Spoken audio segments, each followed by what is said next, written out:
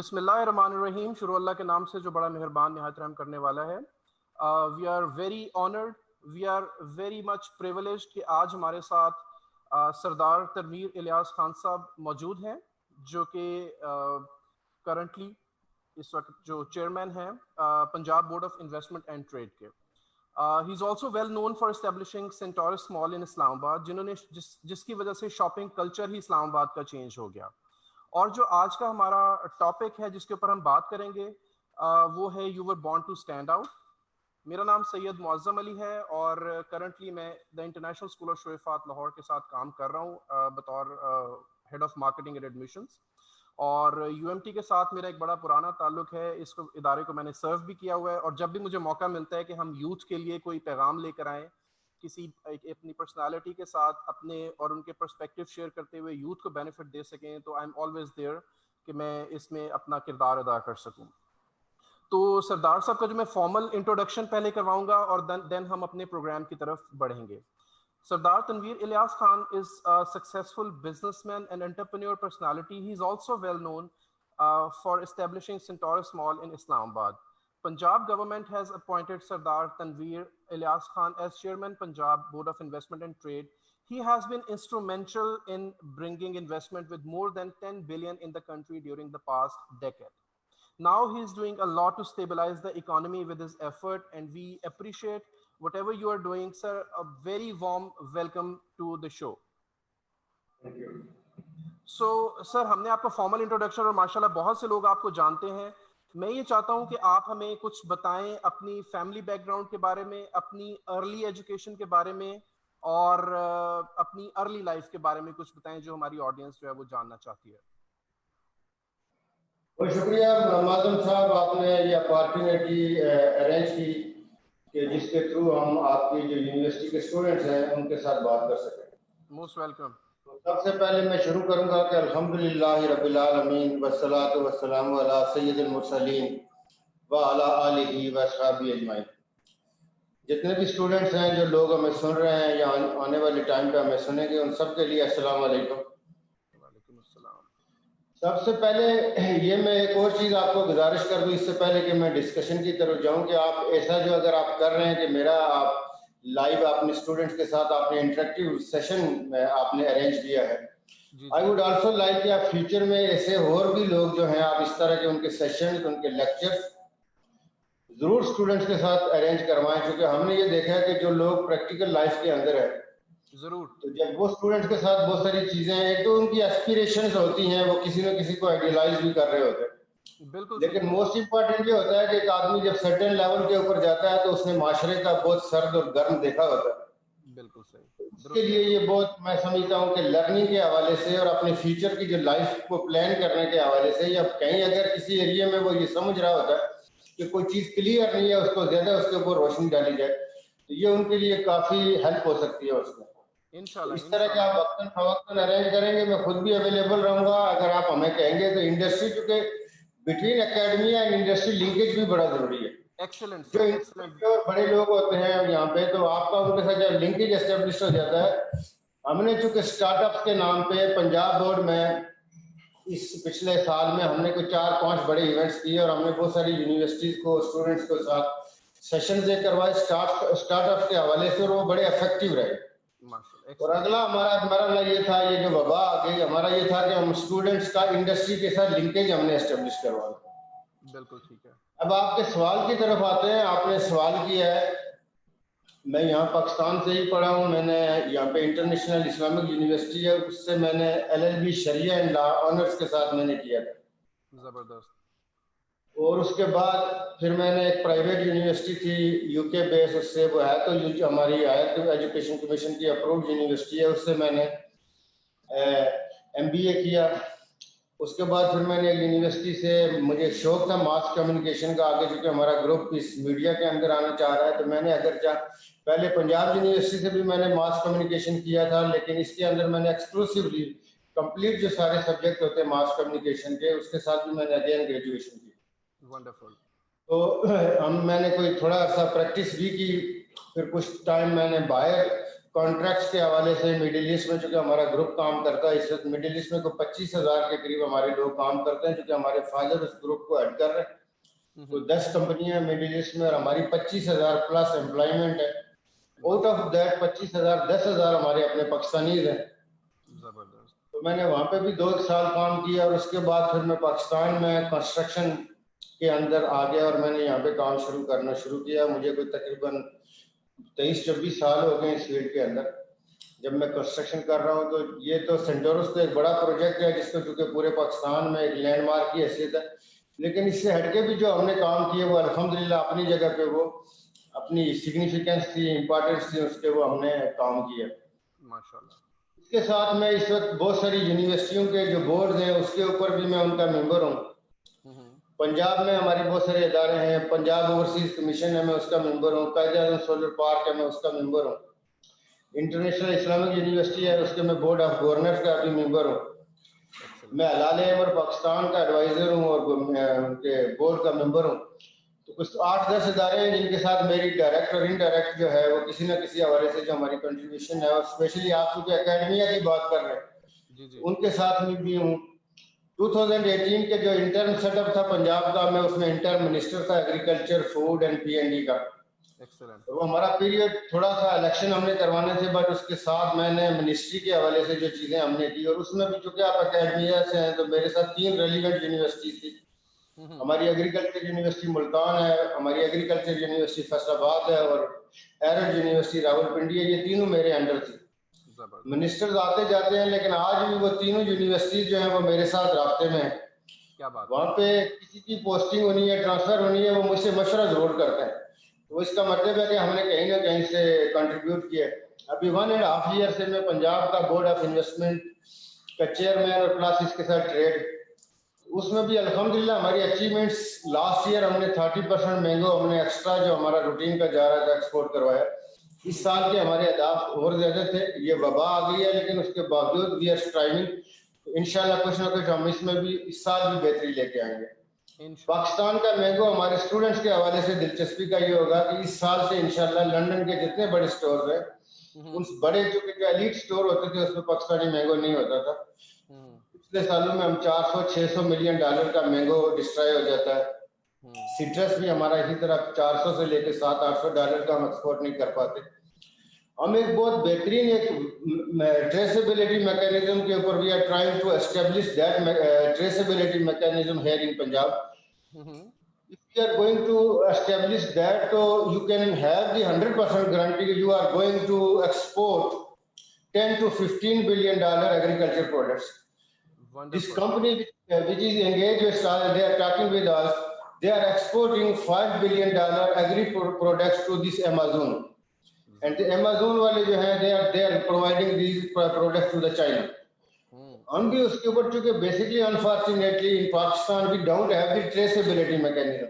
So once you don't have that traceability mechanism, तो लोगों की बहुत सारी रिजर्वेशंस होती हैं कि what type of fertilizer you are using, what type of irrigation you are using, what type of seed you are using. So there are hundreds of question. So basic our priority that we have to establish that traceability. तो उससे ये है कि आपके table पे अगर कोई stake आता है, आप जो प्रोडक्ट खा रहे होते हैं, you can have that trace के जी ये कौन सी प्रोडक्ट में खा रहे हैं। तो ये लंबी डिबेट है, कभी फिर हम आपके स्टूडेंट्स के साथ शेयर करेंगे, लेकिन ये हमें टुडे और tomorrow we have to go for that. Wonderful, excellent, excellent, माशाल्लाह। इतना स्ट्रॉन्ग आपका प्रोफाइल है, और आई एम वेरी श्योर कि जो भी ऑडियंस इस वक्त हमें सुन रही है उसके लिए ये एक ट्रीट टू लिसन है, मैं ये समझता हूँ। और हमारे मतलब आज से अगर हम कुछ साल पहले लगा लें तो इतनी अपॉर्चुनिटी स्टूडेंट्स को नहीं होती थी, लेकिन आई रियली अप्रिशिएट कि आपने अपने कीमती वक्त में से हमारे लिए टाइम निकाला और यूथ के लिए कुछ करने के लिए अपना किरदार अदा करना चाहते हैं। मेरा अगला सवाल है कि सेंटोरस की जर्नी जो है वो कैसे स्टार्ट हुई? देखिए ऐसे है कि जब ये जो सेंटर्स के लेवल के चूंकि प्रोजेक्ट पहले कभी पाकिस्तान में हुए नहीं थे, क्योंकि हम कंस्ट्रक्शन इंडस्ट्री के अंदर हैं। और मेरी जो पहली जो कंपनी है जो सरदार बिल्डर है, जो बेसिकली बहुत सारी कंपनी, इस वक्त हमारे ग्रुप के अंदर को 15 कंपनीज है। अच्छा, ठीक जो सारी की सारी SCCP के साथ रजिस्टर्ड कंपनीज हैं, प्राइवेट लिमिटेड कंपनीज है। तो ओल्ड हमारी जो कंपनी है Sardar builder which was established in 1990 in the corporate sector, but registered. तो ये जो प्रोजेक्ट हुआ करते थे पाकिस्तान में, गवर्नमेंट का कोई बड़ा प्रोजेक्ट हो सकता था, इंफ्रास्ट्रक्चर का, लाइक ब्रिज है, रोड है, लेकिन प्राइवेट सेक्टर के अंदर you can not have such type of building जब आप सेंटर जैसे फ्लैगशिप की बात करें। हमारी कोशिश ये थी, क्योंकि we were the overseas Pakistanis और हम वहाँ पे मिडिल ईस्ट बेस्ड थे। हम यूएई में भी काम कर रहे थे, कतर में भी कर रहे थे, बहरीन में, सऊदी अरबिया में। तो हमारा ये ख्याल था कि हमें इस तरफ जाना चाहिए, और हमने कुछ अपनी लोकेशन मार्क की हुई थी इन दुबई और कतर में। ठीक है। तो लकीली 2004 में जो गवर्नमेंट थी उनके साथ कुछ हमारी इंटरेक्शन हुई, तरफ हमने उनकी तवज्जो दिलाई, तो उन्होंने कहा कि आप बाहर क्यों काम करना चाहते हैं, आप यहाँ पे काम करें। एक्सेलेंट। हमने कहा जी यहाँ ऐसी जगह नहीं है, जो आप गवर्नमेंट ऑक्शन देती नहीं है। तो वो ये कि उन्होंने ये प्लाट जो था उन्होंने कहा जी हम करेंगे, लेकिन उसमें भी ये हुआ कि वो सरीना जो इस्लामाबाद बना हुआ है उसके साथ एक प्रोजेक्ट था 7 एकड़ का। ओके। तो वो भी किसी न किसी हवाले से मिसमैनेजमेंट हो गई, तो वो सरीना को मिल गया। तो हमने उसके ऊपर भी उफ तक नहीं की, हम खामोश रहे, अगरचे हमारी बिड मनी वहीं पर पड़ी हुई थी। जो प्राइवेट बिजनेसमैन होता है, अगर तो उसने बिजनेस करना है और फिर वो ओवरसीज पाकिस्तानीज होता है, तो वो लंबे लांजे में जाएगा नहीं, लिटिगेशन में। तो हम खामोश हो गए। फिर अगेन 2004 के आखिर पे इन्होंने एक और प्री क्वालिफिकेशन मांगी। हमारी पुरानी बिड मनी जो थी वो कंसर्न रेलिवेंट जो लोग थे, अथॉरिटी थी उनके पास। 2004 में उन्होंने अगेन कहा, और फिर जो हमारी सऊदी जो ग्रुप है हमारे साथ जो काम करता है, वो सऊदीया के टॉप 10 बिजनेस ग्रुप्स में से है, 50+ कंपनी है ग्रुप के अंदर। तो हमने उनसे मैंने आपको कहा कि मेरा थोड़ा एक्सपीरियंस था मिडिल ईस्ट का, जेवीज का, नेगोशिएशन का, कॉन्ट्रैक्ट का। तो again I have to go there. मैंने उनके पास जाके कहा कि ये रिक्वेस्ट की कि जी आप ये अगर आना चाहिए तो हम मिलकर कर लेते। उन्होंने हमारे साथ एग्री किया, और फिर ये मार्च 2005 में ये ओपन बिड थी। उस वक्त 2 प्रोजेक्ट ऑक्शन हुए थे, और उस वक्त सेंटरोस का जो प्लाट था ये कुछ 7.25 बिलियन का ओपन ऑक्शन के अंदर नीलाम हुआ था। अब इतना बड़े प्रोजेक्ट के बाद आपने इसके लिए देखना यह है कि आपके मुल्क के अंदर क्या लोगों की एक्सपर्टीज थी। तो अनफॉर्चुनेटली उस वक्त इस तरह की एक्सपर्टीज नहीं थे। पाकिस्तान का भी एक जो अच्छा ब्रेन है, जो हमारे स्टूडेंट्स हैं, इनके लिए मैं समझता हूँ पहले वक्त में ये ड्रेन जिसको हम कहते हैं चला जाता है, ये एक्सपोर्ट हो जाता है। तो हमारे जो अच्छे टैलेंटेड स्टूडेंट जब यूनिवर्सिटी से ग्रेजुएशन करते हैं, उनको अगर अच्छी जॉब या अट्रैक्शन यहाँ नहीं मिलती, तो वो मिडिल ईस्ट चले जाएंगे, यूरोप चले जाएंगे, अमेरिका चले जाएंगे, वहां जाते हैं, एस्टेब्लिश हो जाते हैं, लेकिन वो हमारे मुल्क में नहीं रहते।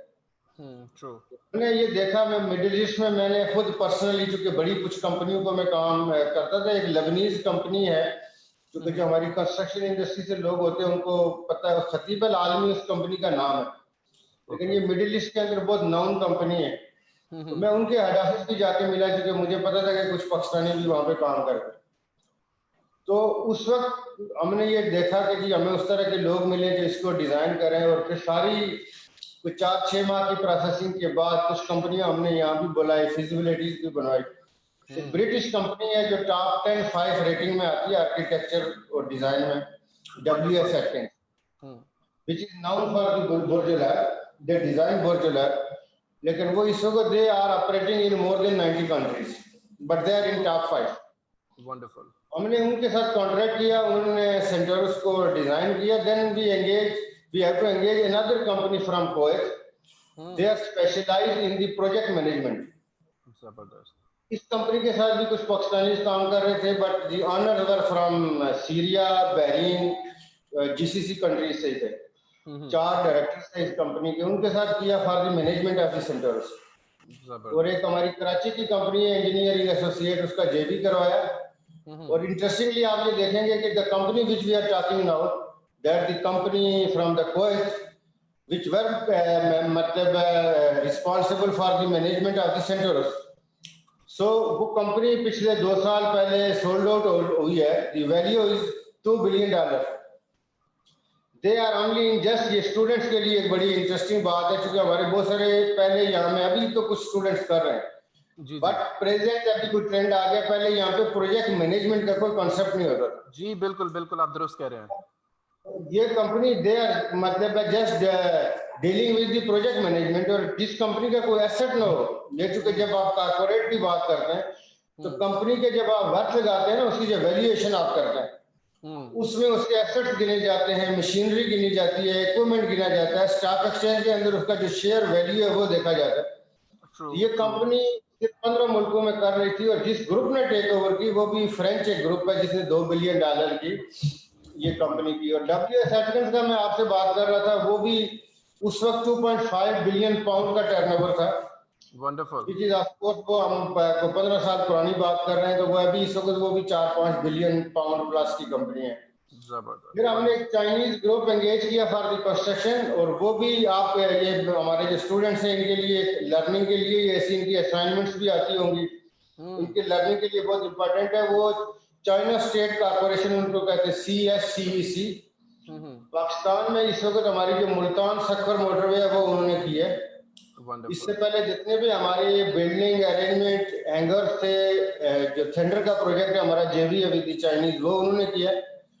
हमारा सेंटरोस का भी उनका $100 ऑफ मिलियन का कॉन्ट्रैक्ट था। और ये कंपनी जो है इसका 2 लाख एम्प्लॉइज है दुनिया सारी में। They are also operating more than 100 country.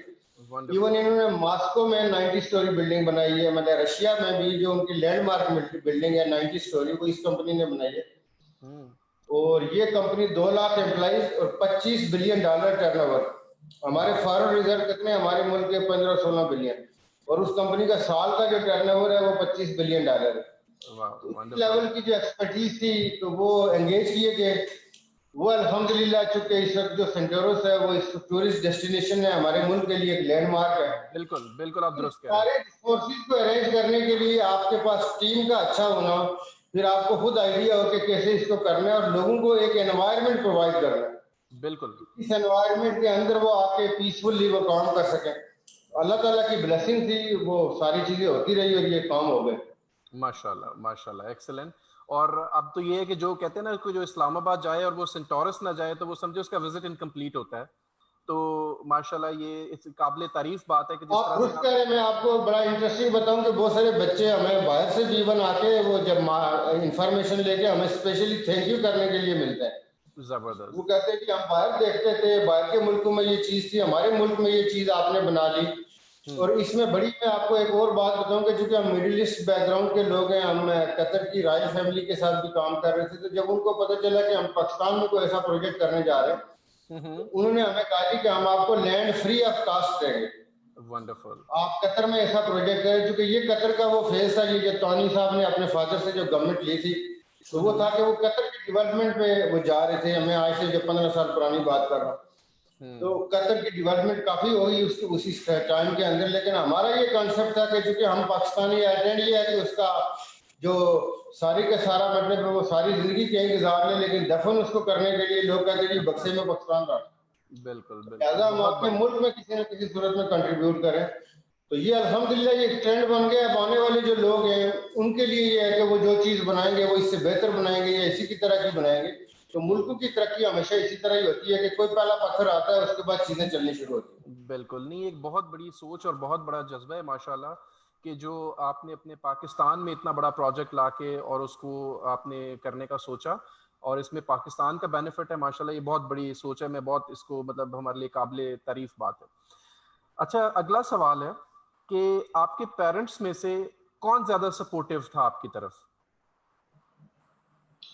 देखिए, पेरेंट्स में से तो एक जैसा ही है। उसमें यह कि पेरेंट्स के लिए बड़ा मुश्किल होता है कि वो किसी एक बच्चे के लिए, चूंकि जब हम पेरेंट्स नहीं थे, ये चीज शायद उसको कोई बंदा इन चीजों का मतलब ये सवाल तो इस तरह के उस जमाने में भी होते हैं, आपको पता है, स्कूलों में भी पूछे जाते हैं, कॉलेज में भी पूछे जाते हैं। बिल्कुल। मेरा ये ख्याल है कि जब आपके अपने बच्चे हो जाते हैं तो उसमें ये जवाब देना मतलब मुश्किल होता है। लेकिन आपके कैरियर के हवाले से मैं ये समझता हूँ कि जो होना चाहिए हमारे स्टूडेंट्स के लिए वो ये है कि देखें कि जो स्टूडेंट क्या कैरियर ज्वाइन करता है उसके लिए उसको फ्रीडम होनी चाहिए। क्योंकि मैंने ये जो शोबा चूज किया, इसमें कोई ऐसा मुझे प्रेशर नहीं था, ना मुझे इम्पोज किया गया। क्योंकि एक जमाने में जो बच्चे होते हैं, क्योंकि वो किसी न किसी चीज से इंस्पिरेशन लेते हैं कि जी मैंने पुलिस में जाना है, मैंने आर्मी में जाना है, मैंने डॉक्टर बनना है, मैंने इंजीनियर बनना है। बिल्कुल ऐसे ही है। वो मुख्तलिफ आती रही ये चीजें हर बंदे की लाइफ में आती है कि उसने कौन सा प्रोफेशन चूज करना। ट्रू, बिल्कुल। मैंने जिस तरह आपको बताया कि मैंने LLB शरिया एंड लॉ किया ऑनर्स के साथ, वो बेसिकली मेरे जहन में कॉन्सेप्ट ये था कि मुझे कोई इंडिपेंडेंट काम करना चाहिए जो मैं अपनी मर्जी से कर सकूं, और उसके ऊपर कोई बार ना हो कि ये मैं 70 साल तक कर सकता हूँ, 80 साल तक नहीं कर सकता। किसी को नहीं पता होता कि उसकी लाइफ कितनी है।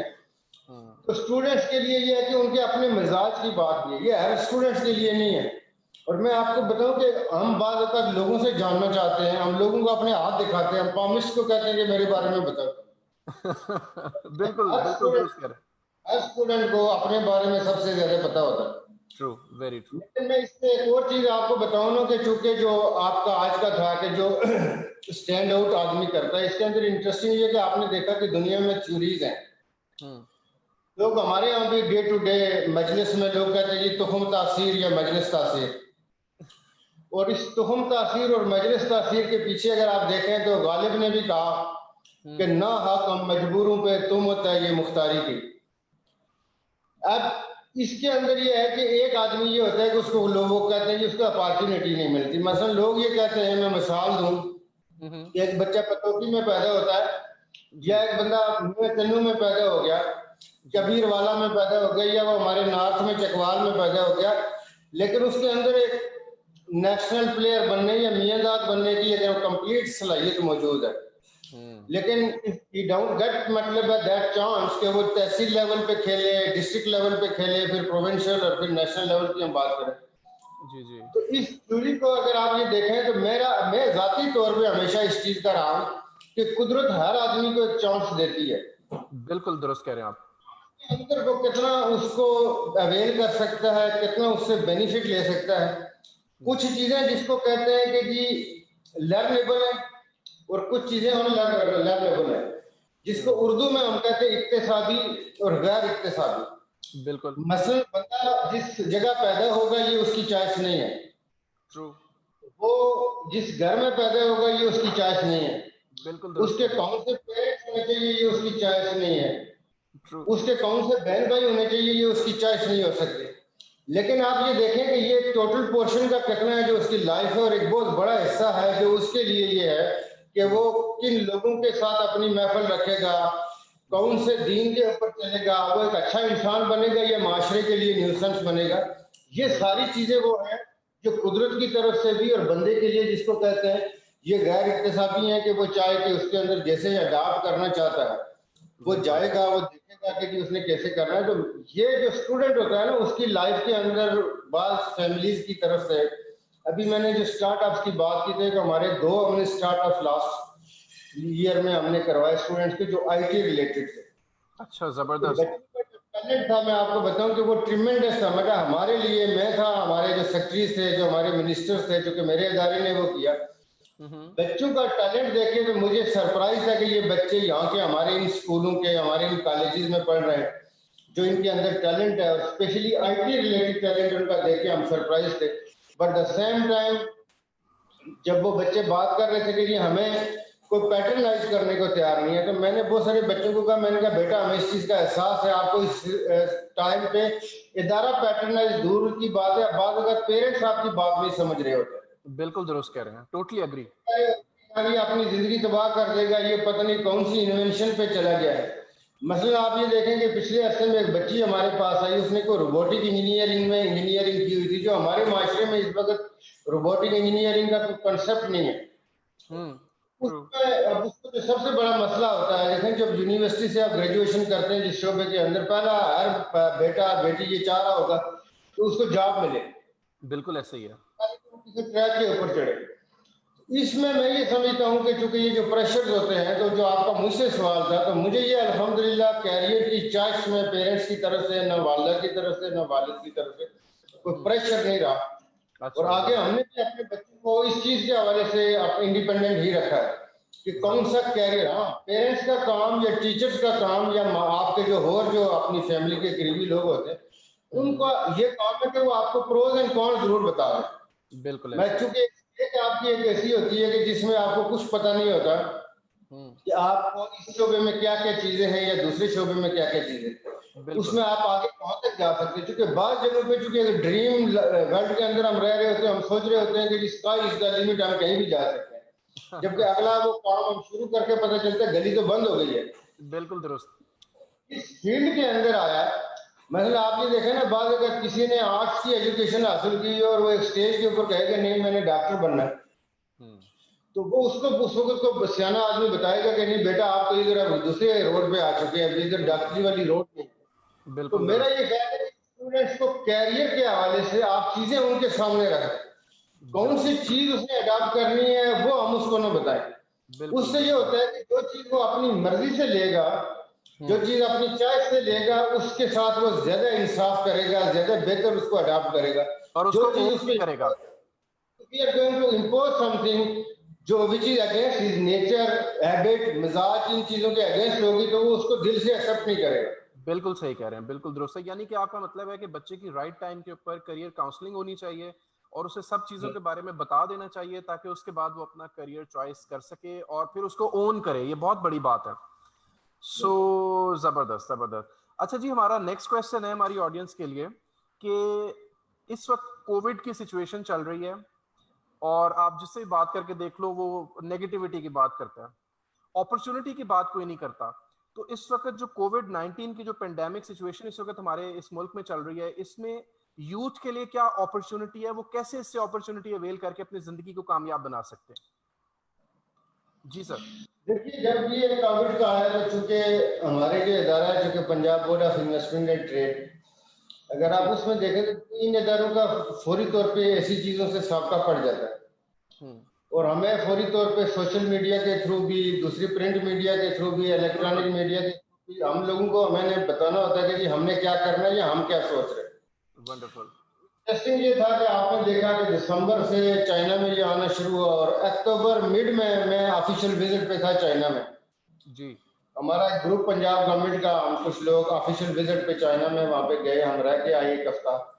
हम्म। और वो सारे ट्रेड रिलेटेड चीजें थी जो बिटवीन हमारा, चूंकि एफटीए साइन हुआ है चाइना के साथ, फ्री ट्रेड एग्रीमेंट, जो लास्ट टाइम हमारे प्राइम मिनिस्टर साहब गए थे, और उसके बाद फॉलो अप वो 313 आइटम हमने साइन किए हुए हैं, जिसमें से हमारा इदारा ये कोशिश कर रहा था कि हम 70-80 आइटम को दोबारा रिवाइज करवा लें, क्योंकि वो हमारी एक्सपोर्ट की क्वालिटी में स्टैंडर्ड पे नहीं है। माशाल्लाह जबरदस्त। उसमें हम अक्टूबर में जब हम चाइना से वापस आए और आगे आप देखें नवंबर और दिसंबर में ये चाइना में आ गया, तो देखिए इस सारी वबा के आलम में मेरे अपने जो सोशल अकाउंट्स थे उसमें हम इस पे करते रहे बात। हम ये समझते हैं कि जी देखिए एक तो ये है कि जो आम आदमी है ना उसको ये चीज समझनी चाहिए, और जो स्पेशली जो हमारा मजहब है दीन इस्लाम, उसके हवाले से भी और आम आदमी को ये समझना चाहिए कि कोई चीज जब उसके अंदर मुश्किलात आती है तो कुदरत आपके लिए कुछ और अल्टरनेट भी पैदा करती है। एक्सीलेंट। वंडरफुल। कुदरत कभी किसी बंद एरिया में आपको नहीं लेके आती। बिजनेसेस के हवाले से मैं आपको बताऊं कि इससे पहले मिडिल ईस्ट के अंदर मैंने कई अपने लेक्चर्स के अंदर, कई टीवी प्रोग्रामों में मैंने मिसाल दी कि सऊदीया में हमारे नेबरहुड में एक छोटी सी फैक्ट्री थी, जो आप ये कह लें कि ऐसी सांस लेती हुई फैक्ट्री थी। वो बेसिकली जर्सी बैरियर टाइप चीजें बनाते थे और उस जमाने में ज्यादा कोई बिजनेस नहीं था उनका।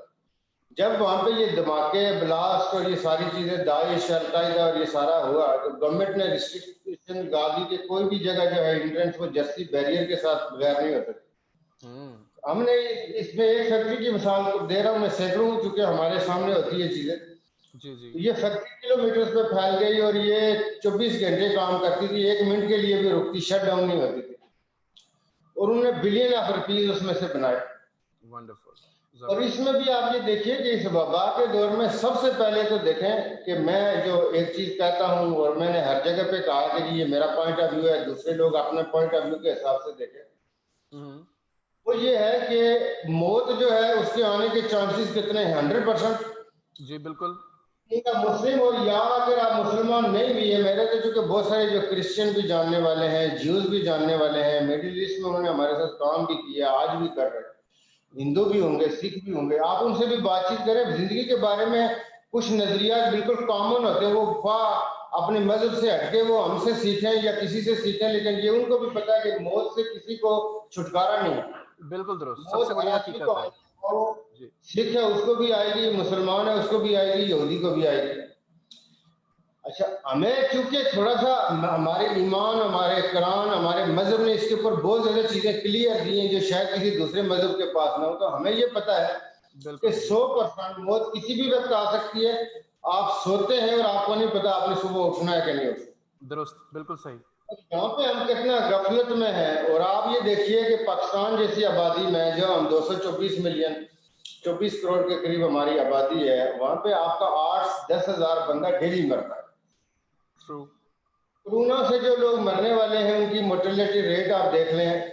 लेकिन कोरोना का चूंकि खौफ इतना था कि इस खौफ के नतीजे में ये हुआ कि लोगों ने अपने घरों में लोगों को हमने नफ्सियाती पेशेंट बना दिया, तो वो बिल्कुल अपने दुरुस्त। घर की किसी चीज को टच नहीं करते। वो कहते ट्रू। कोरोना हो जाएगा। भाई ने भाई से नहीं मिलना, बेटे ने बाप से नहीं मिलना, बेटी ने नहीं मिलना बहन से, ये तो सारा पूरा एक निजाम ये आ गया।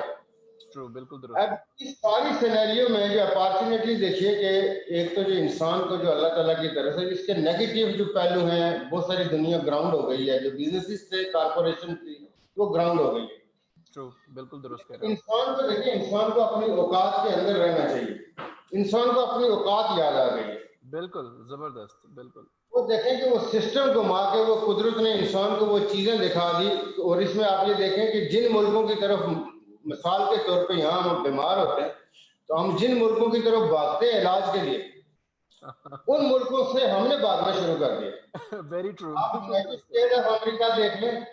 हम कहते हैं जो इलाज दुनिया में कहीं नहीं होता वो यूएसए में हो जाता है, लेकिन यूएसए में आपने वही हाल देखा जो हमारे किसी तहसील के अस्पताल में हो रहा होता है। क्योंकि तहसील बिल्कुल। लेवल पे जो अस्पताल होते हैं ना हमारे सरकारी स्पेशली, वो बड़े अनअटेंडेड होते हैं। वो हाल आपने न्यूयॉर्क और उनकी बड़ी बड़ी वाशिंगटन डीसी जैसी जगहों पे, और आप लंदन जिसको टूरिज्म का भी वो कैपिटल है, हेल्थ का भी वो कैपिटल है, तो उस हेल्थ के कैपिटल के अंदर लंदन में आपने ये देखा कि लोगों को कितनी बड़ी ये तकलीफ से लोग गुजरे हैं, कितनी डेथ्स हुई हैं। जी। तो आप अमेरिका, ब्रिटेन और फ्रांस का डेथ टोल देख लें। जी। हम चाइना, इंडिया, पाकिस्तान, इंडोनेशिया, आप दुनिया की 50 से 60% आबादी हम कैरी कर रहे हैं हमारे बिल्कुल रीजन के दुरुस्त। अंदर। ऐसे ही है। उस हवाले से अगर उन सिर्फ 3 बड़े मुल्कों का ले लें, जिनकी मेडिकल जो फैसिलिटीज है वो हमसे कई गुना आगे। जी, बिल्कुल ट्रू। लेकिन इसके साथ आप ये देखें कि जो बिजनेस के हवाले से लोगों के लिए, तो यानी कि जिंदगी ने आपको बहुत, फैमिली आपस में मिल बैठ गई, लोगों का वो जो लाइफ के अंदर जो आप देखें ना कई 1000 किलोमीटर की रफ्तार से जा रही थी, उसको ब्रेकें लग गई। बिल्कुल दुरुस्त, लोग बिल्कुल वापस दुरुस्त। अच्छे रियलिटी की तरफ आए, लोगों ने सोचना शुरू कर दिया। तो बिजनेस के हवाले से भी एक नई अपॉर्चुनिटीज पैदा हो रही है।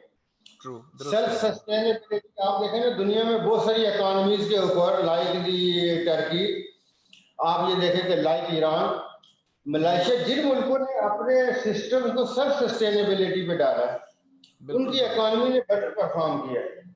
हमने अनफॉर्चुनेटली हमेशा दूसरों पे डिपेंड किया, हुआ हम ईरान की बॉर्डर के थ्रू चीजें घसीट के अंदर ले आए, अफगानिस्तान से ले आए, और ये इंडिया के साथ हमारी इतनी दुश्मनी है। मैं जी। आपको बताऊं कि वहां से भी बेहद स्मगलिंग होती है। हम्म। और हम लास्ट हमने लाहौर में ये जो फ्रूट आता है हमारा इंडिया से, हमारा ये जो साल्ट यहाँ से भेजते हैं, हमने गवर्नमेंट के इदारे इनके पीछे गए, तो इन्होंने ऐसे रूट पकड़े होते हैं स्मगलिंग वालों के कि वो गवर्नमेंट के इदारों से बच बचा के ये चीजें करने में कामयाब हो जाते हैं। और एक थोड़ा सा आप रिमोट एरियाज के अंदर जाएं तो उसकी हमने रिपोर्टिंग ली। गाय जी, चूंकि इंडिया में नहीं दफा हो सकती, वो यहाँ भेजने की कोशिश की, तो ये लोगों ने ये चीजें डाली होती हैं। बिल्कुल दुरुस्त। करेंसी का कारोबार, बॉर्डर के ऊपर करेंसी का कारोबार होता है। इस तरह की चीजें जो लोग हैं वो कर रहे होते हैं, वो कहीं हर मार्केट दूसरी मार्केट के अंदर कुछ पेनिट्रेट करती बिल्कुल है। ऐसे ही है। अफगानिस्तान का वहाँ पे प्रॉपर चेक एंड बैलेंसेस नहीं है, इदारे वीक हैं, उसका भी एक इशू है।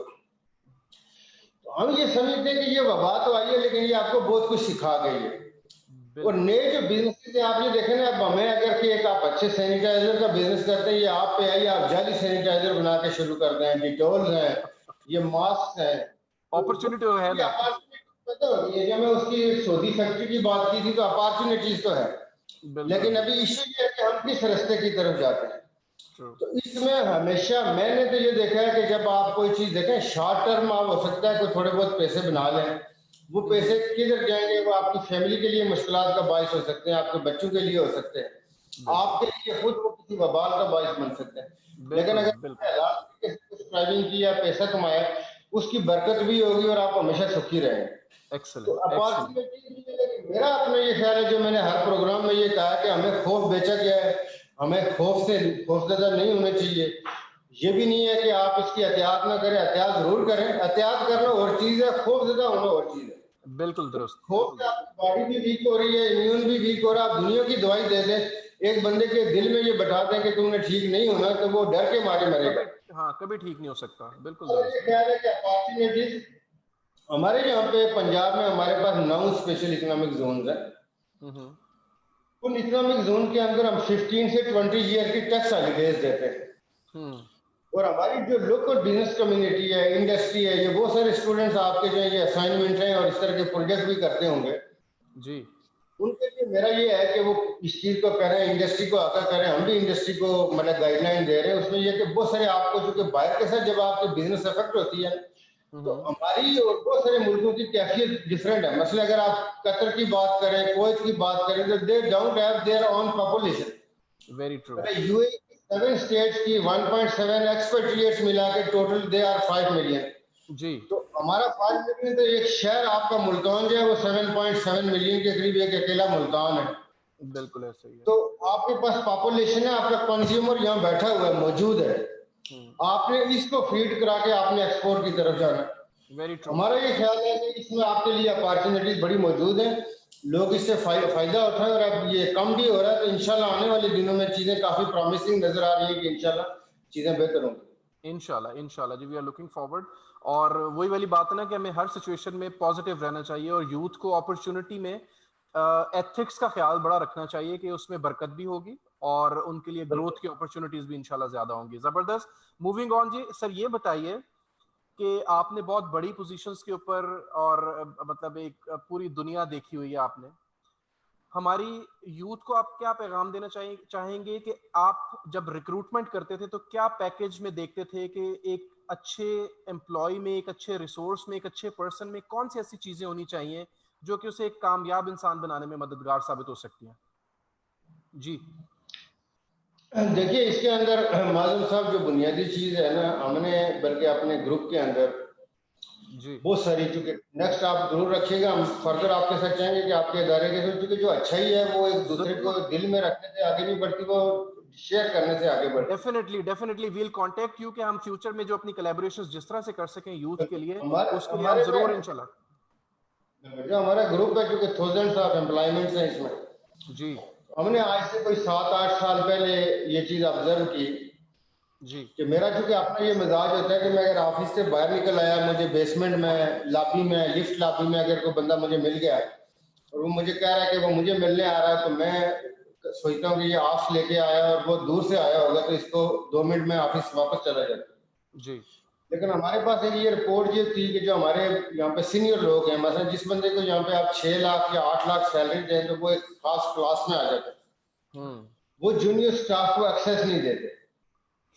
जब वो जूनियर स्टाफ को एक्सेस नहीं देते तो कम्युनिकेशन गैप हो जाता है।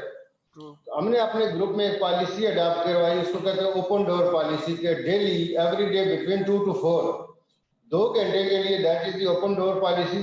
कोई भी जूनियर आदमी सीनियर आदमी के ऑफिस में जाके एक्सेस करे और उसको अगर कोई मशवरा देना चाहता है, राय देना चाहता है, तो वो जरूर उसके साथ शेयर करे। Excellent excellent.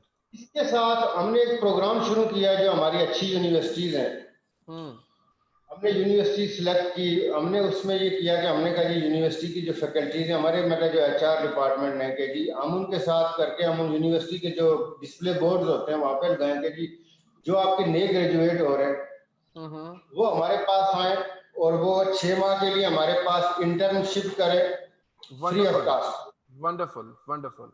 और 6 महीने के बाद जो हम उनको एश्योर करवाते हैं कि जी हम उनको डायरेक्ट ऑफिसर कैडर में लेंगे। जबरदस्त। अब इंटर्नशिप जो बंदा हमारे साथ, क्योंकि बहुत सारी यूनिवर्सिटी इंटर्नशिप करवाती हैं जिसमें रेगुलर हमारे साथ चल रहा है टेक्सला यूनिवर्सिटी का, क्योंकि वो इंजीनियरिंग है, हम कंस्ट्रक्शन बेस है। बट अब चूंकि हमारे बहुत सारे दूसरे शोबे भी हैं जिसमें यूनिवर्सिटी के ख्वाह MBA वो मार्केटिंग में करके आता है, फाइनेंस में करके आता है, IT में करके आता है, बैंकिंग में करके आता है जी। तो टेक्सला वाले, क्योंकि हम जब सेंटोरस की कंस्ट्रक्शन हो रही थी तो टेक्सला जितने भी हमारी लैब टेस्टिंग थी ये सारी टेक्सला यूनिवर्सिटी करती रही, उनके तो पूरे पूरे बैच हम करते हैं। लेकिन ये हमने एक नई पॉलिसी इसके अंदर हम लेके इसलिए आए कि जी जो यूनिवर्सिटी का जो टैलेंट है उसको, ये आदमी को ये पता है कि मैं 6 महीने तो गुजरते कुछ पता ही नहीं चलेगा। बिल्कुल दुरुस्त कह रहे हैं। 6 महीने में अगर इस ग्रुप के साथ अटैच हूँ तो मैं 6 महीने के बाद ये मुझे डायरेक्ट ऑफिसर ले रहे हैं। जब ऑफिसर कैडर के अंदर वो आ गए तो उसको आगे बढ़ने में बहुत बड़ी आसानी होगी, बिल्कुल अपॉर्चुनिटी मिलेगी। हमारा ये ख्याल था कि चंद एक दर्जन लोग अप्लाई करेंगे, तो चूंकि हमने 4-5 यूनिवर्सिटीज को हिट किया था, तो उससे ये हुआ कि कई हजार लोग उनकी एप्लीकेशन आ गए। वंडरफुल। हमारे एक पाकिस्तानी कनेडियन है, he is very highly paid हमारे पास, हम उनको बड़ा बाहर से लेके आए थे, जबरदस्त। बड़े अच्छे मतलब है कि वो पोजीशन के ऊपर है। तो उन्होंने कहा कि फिर हम इन स्टूडेंट्स का 600 का ग्रुप बना के इनके टेस्ट लेते हैं, मतलब भाई ये आ तो गए लेकिन हम चाह रहे हैं कि 400 स्टूडेंट है, हम सबको तो नहीं ले सकते, या 600 को नहीं ले सकते, या 2000 को नहीं ले सकते। बिल्कुल ऐसा ही है। फिर हमने उनको इस प्रोसेस से गुजारा, उनके टेस्ट लिए गए, हमने जो बड़े कम्युनिटी सेंटर्स होते हैं उनके टेस्ट लेके फिर उनमें से मुख्तलिफ शोबों के लोग सिलेक्ट किए। और आप इंटरेस्टिंगली देखेंगे कि जो लोग हमारे पास रुके वो तो ऑफिसर बन गए जी लेकिन जो हमारे साथ नहीं भी रुके उनको दूसरी कंपनियों ने ऑफिसर ले लिया। जी जी जी। तो जब आपके सीवी के अंदर किसी बड़े इदारे का आ जाता है क्रेडेंशियल में कि इस आदमी ने फलां इदारे के साथ काम किया, जी बिल्कुल बिल्कुल, और फिर क्रेडिबिलिटी बन जाती है। ये तो यंगस्टर्स के लिए, लेकिन ये यंगस्टर्स के अभी चूंकि मुझे, मैं एक जगह पे गया था तो वो एक बेटे ने अपने फादर को मुझे मिलाया कि मेरे फादर को एंगेज करना है, तो मैंने उसको बताया था, वो उनको नहीं आइडिया है। हमने एक और स्कीम शुरू की थी, बेसिकली उसमें ये अमेरिका के अंदर इस तरह के है कि जो रिटायर्ड लोग हैं, if they are voluntarily they want to work with you elder age. बहुत सारे लोग हैं, आप देखते हैं कि घरों में उनको एंजाइटी हो जाती है, परेशानी हो जाती है, और वो रिटायर्ड है लेकिन हेल्थी हैं, तो वो कुछ काम करना चाहते हैं जी। उसके लिए भी हमने एक स्कीम शुरू की। उसका अगरचे वो बहुत अच्छा रिस्पॉन्स नहीं था, लेकिन ये जो यूनिवर्सिटीज वाला जो मैं आपको बता रहा हूँ, चूंकि हमारा जो वो वाला वॉलंटियर का कॉन्सेप्ट नहीं है जो वेस्टर्न वर्ल्ड के अंदर, लेकिन जो यूनिवर्सिटीज के साथ हमने मिलकर किया ये बहुत मतलब अट्रैक्टिव रहा, और इसको यूनिवर्सिटीज ने भी बहुत पसंद किया। उससे ये हुआ कि जो हमारे पास खप नहीं सका वो दूसरी इंडस्ट्री ने ले लिया उसको। इसको हम आगे हमारा प्रोग्राम ये है कि हम इसको जारी रखेंगे। देखिए जो स्टूडेंट्स के लिए जो एक चीज बड़ी मैंने देखा है, जो मार खाता है आदमी ने जब आपके सामने सीवी आता है जी, बिल्कुल एक रॉन्ग कॉन्सेप्ट है स्टूडेंट्स का। जी जी, कि मैंने देखा कि वो बात उनके जहन में बैठाई जाती है कि यार जहाँ पे तुम अप्लाई कर रहे हो ना, उन्होंने पहले कोई बंदा सिफारिश से रखे हो। वो सिफारिश से किस तरह रखेंगे अगर उन्हें बिजनेस करना है? सिफारिश से गवर्नमेंट से रख लेगी, प्राइवेट वाला बहुत ही मुश्किल ना सिफारिश वाला बंदा रख दे। बिल्कुल सही। तो ये है कि सिफारिश देखें, अगर वो सिफारिशी बंदे लेगा तो बिजनेस कौन चलाएगा? बिजनेस तो लोगों ने चलाना है। बिल्कुल ट्रू।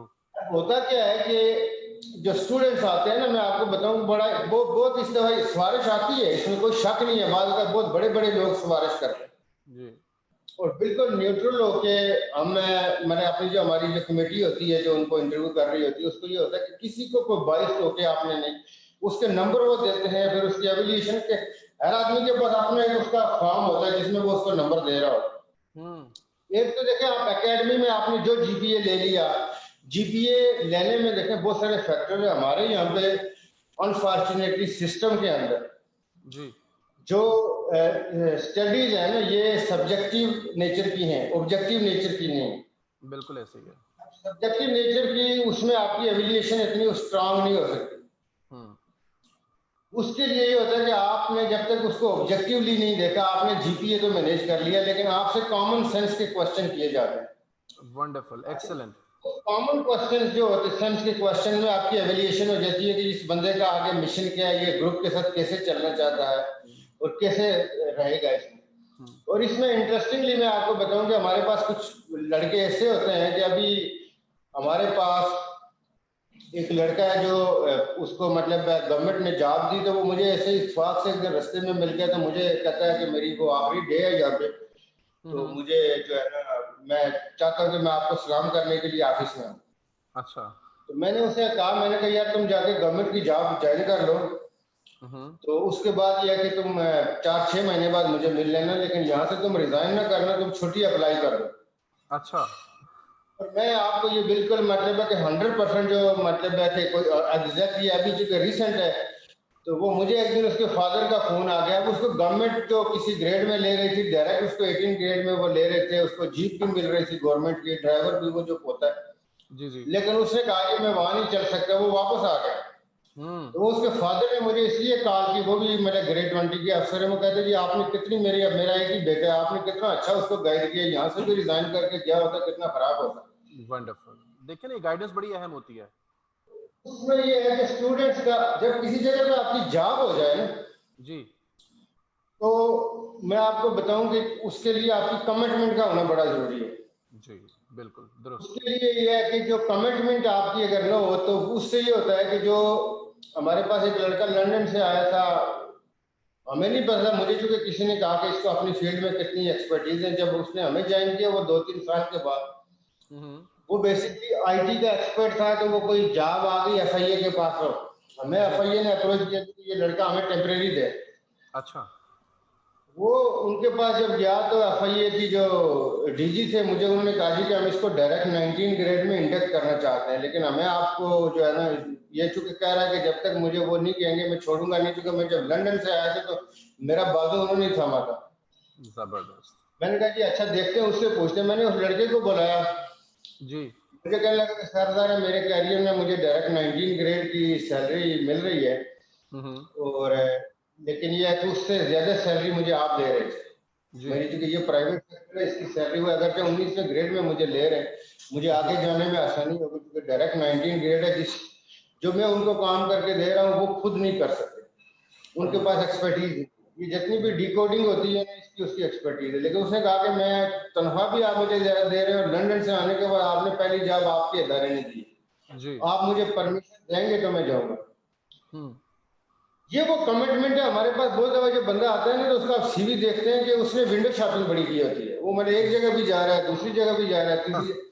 जिस आदमी का सीवी आपके पास, मतलब बात आपकी अपनी कंपनी का छोड़ा हुआ एम्प्लॉय भी वापस उसने लिखा होता है कि मैं इस कंपनी के अंदर भी बहुत बड़े काम कर रहा था। एक्चुअल जो कमिटमेंट होती है towards his job, that matter a lot, कि उसने उस ग्रुप के साथ अपनी कमिटमेंट किसी के साथ भी हो। अच्छा, उसमें ये होता है कि ये भी आदमी अंदाजा करते हैं, मतलब मैं अगर किसी आदमी का इंटरव्यू कर रहा हूँ और मैं उससे पूछता हूँ कि यार तूने फलां कंपनी क्यों छोड़ी थी, ये मतलब हमारे मैं तो इंटरव्यू नहीं होता, तो वो उनके सारी अच्छाइयाँ बुराइयां का जो है ना चैप्टर खोल के रख देते हैं। वो जो इंटरव्यू वाले होते हैं वो कहते हैं कि यार कल 12:30 की इसने ही कुछ करना है। बिल्कुल दुरुस्त, बिल्कुल दुरुस्त। जो इंटरव्यू वालों को अगर हम समझ रहे हो ना, तो वो बेवकूफ है या उनको नहीं पता होता, लेकिन जो लोग आपके ग्रो करते हैं ना, एक ही इदारे के साथ आप एक सर्टेन लेवल पे आए, तो मतलब हमारे ग्रुपों में बहुत सारे लोग ऐसे हैं कि वो बहुत दफा में उनकी एग्जाम्पल के तौर पे कोट करते हैं कि बंदा 15,000 में आया या 20,000 में आया, उस मतलब क्वालिफिकेशन थी उसके साथ, उस वो नेस्ट से करके आया या वो आईबीए से करके आया या वो लम से करके आया, लेकिन आज अगर वो इस इदारे के अंदर 6 लाख ले रहा है, 5 लाख ले रहा है, कंपनी ने उसको गाड़ियां भी दी हुई हैं, घर भी दिए हैं, तो उसने एक कमिटमेंट दिखाई है जी आगे बढ़ने के लिए। वो विंडो शॉपिंग उसने नहीं की है। जब आप स्टूडेंट्स होते हैं ना, तो सम टाइम हम ओवर एम्बिशियस होते हैं, तो वो हमें ओवर एम्बिशियस होने की जरूरत नहीं, हमारी कमिटमेंट बड़ी मैटर करती है, और ये कमिटमेंट आपको long run in your life ये आपके लिए बड़ी हेल्पफुल होती है। और ये वो चीजें जो प्रैक्टिकल है, मुझे जब भी मौका मिलता है मैं लोगों को ये जरूर कहता हूँ कि जी आप अपनी कमिटमेंट दिखाएं, बाकी काम आप कुदरत पे छोड़ दें। जो वो अल्लाह सारे आपके बाकी काम कर रहे हैं वो ये भी कर देगा, लेकिन आप लेफ्ट राइट ये स्विच ओवर जो है ना ये ना करें, उससे आपको नुकसान होता है, फायदा होने के बजाय। बिल्कुल बिल्कुल बिल्कुल जबरदस्त। और ये हमारी यूथ के लिए भी एक बहुत बड़ी लर्निंग है कि कमिटमेंट की अहमियत। आप पहले कुछ करके दिखाएं और उसके बाद एक तो आप अपनी ऑर्गेनाइजेशन पे ट्रस्ट करें और अल्लाह की ज़ात पे ट्रस्ट करें कि उसका रिटर्न आपको मिलेगा। आप अपनी कमिटमेंट को स्ट्रांग रखें, पूरा रखें, तो डेफिनेटली जो भी आदमी इधर चला रहा है ना, वो कभी अच्छे आदमी को जाया नहीं करेगा। वो चूंकि अच्छा आदमी जो होता है उसको किसी सूरत जाया नहीं करना चाहेगा। बिल्कुल एक्सीलेंट, बिल्कुल बिल्कुल दुरुस्त कह रहे हैं। सर हमारे पास टाइम जो है वो हम उसका ख्याल रखते रखते मैं प्रोग्राम को रैप अप करने की कोशिश करूंगा जल्दी, और मेरा दिल नहीं चाह रहा कि हमारे साथ इतने लर्नड एक नहीं, आप नेक्स्ट रखिएगा, फिर इंशाल्लाह जो भी व्हाट्सएवर जो हमारा इंटरेक्टिव सेशन होगा we would love to definitely. मैं आपको बताना चाहता हूँ, हमारा एक ILM फंड है इस यूनिवर्सिटी का, जिसके तहत वो बच्चे जिनके अंदर काबिलियत है, वो बच्चे जो क्वालिफाई कर जाते हैं, उनकी एजुकेशन की जिम्मेदारी UMT खुद अपने कंधों पे उठा लेती है। और वो बच्चे जब अपनी एजुकेशन मुकम्मल करते हैं तो या तो उनको उनकी सिचुएशन देख के या तो उनको कर्जे हंसना बिल्कुल माफ कर दिया जाता है, फी वेव ऑफ कर दी जाती है, या बच्चे अर्न करके इस पैसे को वापस UMT को देते हैं ताकि वो किसी और बच्चे के लिए यूज हो सके। तो इस बारे में मैं चाहता हूं कि आप भी अपने ख्याल का इजहार करें कि ये UMT का कदम कैसा है, UMT क्या ये इस बारे में कर रही है, और क्या उसके बारे में आप अपनी बहुत बड़ा अच्छा स्टेप है। देखिए इसमें ये है कि जो कि मैं जो है जहाँ पे मैं इंटरनेशनल यूनिवर्सिटी के बोर्ड का मेंबर हूँ जी, और नेवल यूनिवर्सिटी के बोर्ड ऑफ ट्रस्टीज में भी हूँ और उनके भी स्टूडेंट एंडोमेंट कमेटी का भी मेंबर हूँ। वंडरफुल जी। उसके लिए ये है कि जो ये फंड्स होते हैं ना, जो इसमें ये होता है कि अगर कोई बंदा नीडी है, डिजर्विंग है स्टूडेंट, जी उसके लिए अगर यूनिवर्सिटी उस वक्त ड्यूरिंग दैट मतलब है जब उसकी एजुकेशन चल रही है उसको हेल्प कर रही है, और अगर वो बाद में इस पोजीशन में आ जाता है तो जी वो एक उसकी हेल्प अगर करता है, वो पैसा रिटर्न करता है, तो ये बहुत अच्छा है। जी उसके लिए ये है कि वो अगले कई, समझे कि एक पौधा लगा था और उसने आगे कई पौधे और लगाए, एक और अच्छाई थी उसने आगे कई और अच्छाई फैलाई है। तो बिल्कुल ये बिल्कुल सही है। और इसमें ये है कि जो इस तरह की जो फंड रेजिंग है ना, उसके लिए एक तो ये है कि आप फर्दर एक तो यूनिवर्सिटी की जो अपनी लिमिटेशंस होती हैं, आप फर्दर जो लोग होते हैं उनको भी आप अपना प्रॉपर ट्रस्टीज बनाए, बोर्ड बनाए, उसके अंदर उनको लेके आए। जी बिल्कुल बिल्कुल बिल्कुल। उससे ये होगा कि जो आपका ये जो पूरा स्टूडेंट जो वेस्टर्न वर्ल्ड के अंदर जो है ना यूनिवर्सिटीज, अगर आप उनके स्टूडेंट एंडोमेंट फंड देखें ना, तो जी वो बिलियन ऑफ डॉलर्स के। बिल्कुल दुरुस्त, बिल्कुल लेकिन दुरुस्त मैं कह रहे अक्सर ये मिसाल देता हूँ कि अभी आप ये देखें ना, लाहौर में हमारे कितने नॉन मुस्लिम्स के इदारे, गंगाराम दूसरा तीसरा, आप गिनने लगे तो दर्जनों है। हैं। हम लोगों ने आके ना तो ये सारी जो कदरें थी अच्छी वाली वो छोड़ दी, जी हम किसी और चक्कर में पड़ गए। तो मेरा ये ख्याल है कि इसको आप इसका अगर आप हमारे साथ को पेपर वर्क वगैरह शेयर करेंगे तो नेक्स्ट सेशन में मैं आपके साथ इसमें फर्दर, क्योंकि मैं यूनिवर्सिटीज के साथ इन्वॉल्व हूँ, इंशाल्लाह जी, तो हमारा इंशाल्लाह चलता रहता है, तो विल वो बी हम लुकिंग। आपको फर्दर गाइड करें। लेकिन मैं स्टूडेंट्स के हवाले से ये जरूर कहूंगा, जी वो जो कहते हैं कि अगर एक दिए से दूसरा दिया जले, और जी अगर एक स्टूडेंट को हेल्प हुई और वो दूसरों की आगे हेल्प करे।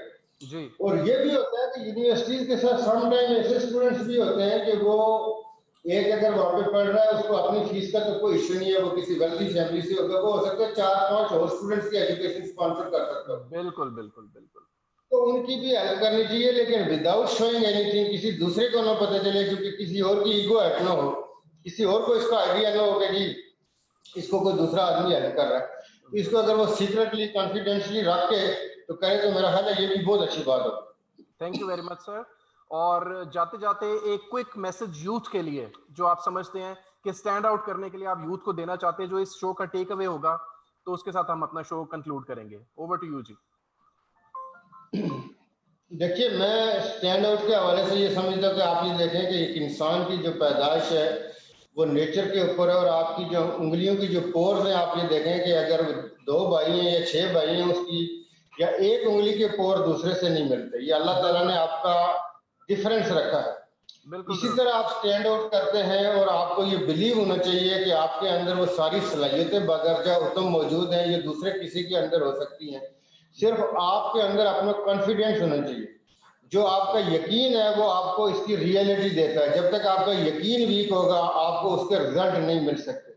तो आपको अपनी शख्सियत के ऊपर जो अल्लाह ताला ने आपको गिफ्ट किया है, जो क्वालिटीज दी हैं, उनके ऊपर आप यकीन करें कि आप दूसरे लोगों से मुख्तलिफ हैं, और आपने मुख्तलिफ होना है, मुनफरिद रहना है, और आपने माशरे में आना, और हमें सिर्फ खा पी के जो दुनियादारी है वो करके तो वापस नहीं चले जाना। आप दुनिया में आए, कुछ कंट्रीब्यूट करके जाएं, किसी के कोई भला करके जाए, ताकि आपके जाने के बाद वो शम्मा रोशन रहे और वो चलता रहे कारवां। तो मैं ये समझता हूँ कि हर आदमी को इस बात के ऊपर यकीन होना चाहिए कि जो उसका यकीन है वो रिजल्ट देता है। बिल्कुल बगैर यकीन के रिजल्ट आ नहीं सकता। तो आपका जो यकीन है ना वो बहुत पुख्ता होना चाहिए।